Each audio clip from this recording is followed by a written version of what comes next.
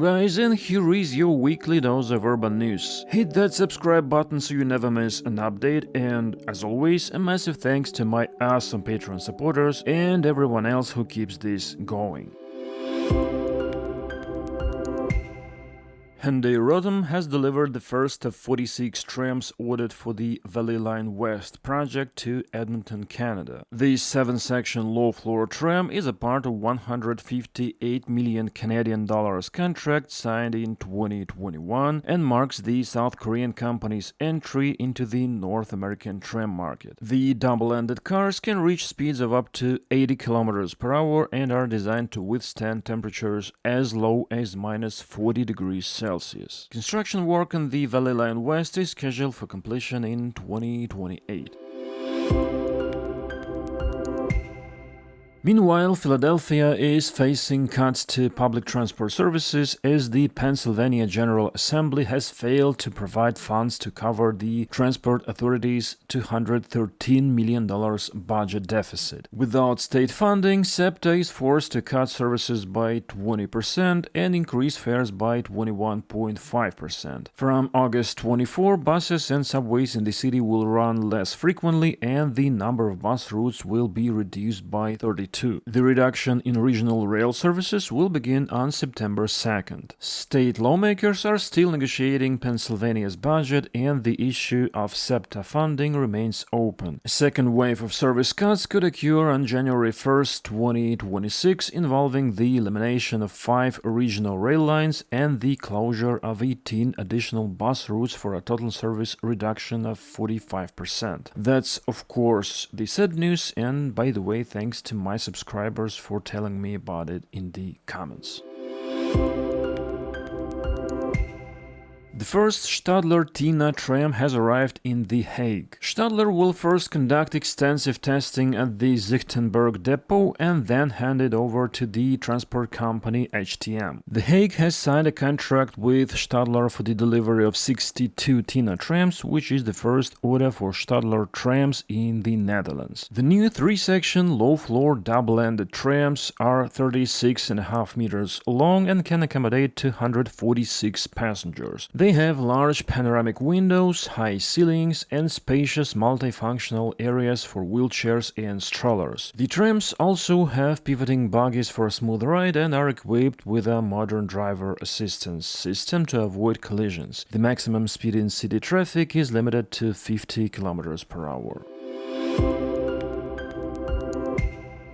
The Finnish city of Tampere plans to take out a €215 million loan from the European Investment Bank to develop its tram network. It will be used to expand the tram lines, purchase 7 new trams, and 8 additional extension sections for existing trams. The total project cost is €455 million, and it covers the construction of 2 tram lines with a total length of 13.6 kilometers from Tampere to Pirkkala and Linnainmaa. One of the lines between Sori Square and Suuppa in Pirkkala will be approximately 9.3 kilometers long and have 11 pairs of tram stops, while the second planned line between Kauppi campus and Linnainmaa is 4.3 kilometers and will include 4 pairs of stops. The project is being implemented in 2 phases, the first of which is currently underway and is expected to be completed in August 2028. And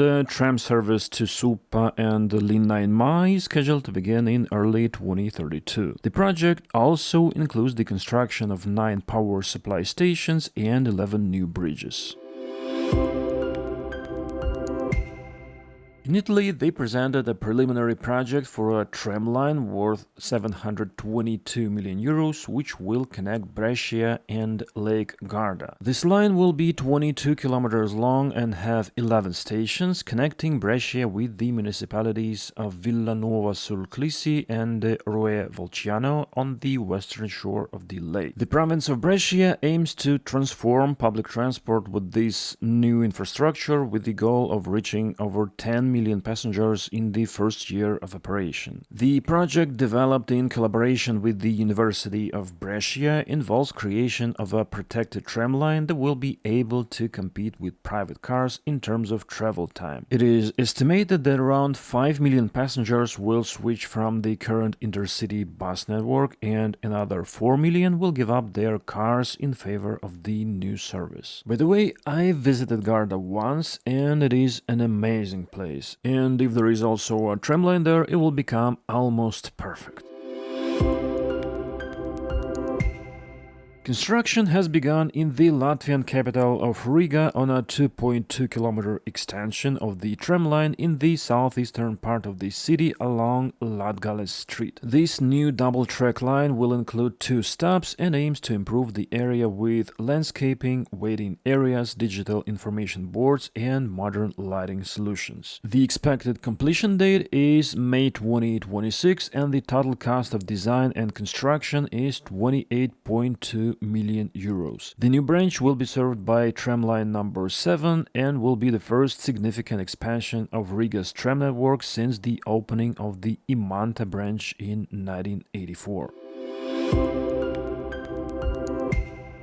Meanwhile, in the Lithuanian capital Vilnius, they have approved the construction of a pedestrian and bicycle bridge across the Neris River, the design of which was selected at an architectural competition in 2019 and developed by Enhance Engineering. The bridge will be 112 meters long and 14 meters wide and will consist of 2 levels. The upper level will connect Upes and Alberto Gostauto streets, while the lower one will connect the riverbanks. Construction work is scheduled to begin this fall and be completed in 2027 and will cost about 12 million euros. A new yellow metro line called Namma has been opened in Bengaluru, India. It is 19 kilometers long, has 16 stations, cost about $800 million, and is expected to serve up to 8 lakhs of passengers daily. If, like me, you had no idea what the lakh is, it is 100,000, so that means transporting 800,000 passengers daily. By directly connecting residential areas with industrial zones, the line will relieve traffic congestion, especially the Silk Board interchange, and reduce travel time for those who use public transport from up to 2 hours to about 45 minutes. Initially, 3 driverless trains will run every 25 minutes from 5 a.m. to 11 p.m. and the frequency is expected to increase to 20 minutes as more trains are added later this month. By the way, the frequency is not very great, I would say. And that's all the news for this time. The links to the news sources, as usual, are in the video description, so thanks for watching and see you in the next videos. Stadler will